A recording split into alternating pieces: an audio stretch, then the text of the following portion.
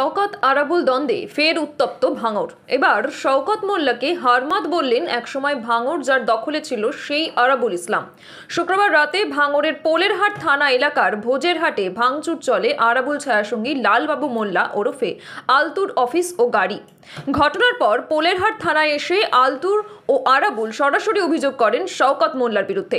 শওকত মোল্লার নির্দেশে এই কাজ হয়েছে বলে অভিযোগ আরাবুলের। একটা সন্ত্রাস কায়েম করার জন্য ভাঙড়ে নতুন করে শওকত মোল্লার নেতৃত্বে গোটা ভাঙড়ে যারা পুরনো তৃণমূল কংগ্রেস আছে তাদের উপরে শুধু দিদির কাছে হাত জোড় করে অনুরোধ রাখবো যে আমরা কোন পথে যাব, এর বিচার আমরা চাই।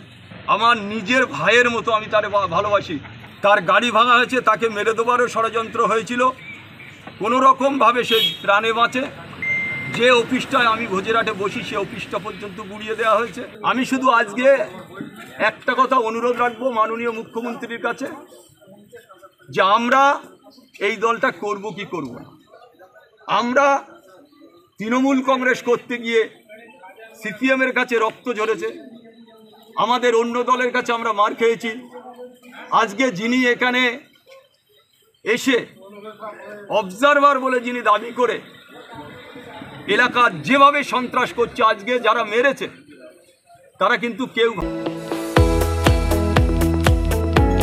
আপনারা দেখছেন ইউএন লাইভ, বাংলা খবরের শেষ কথা।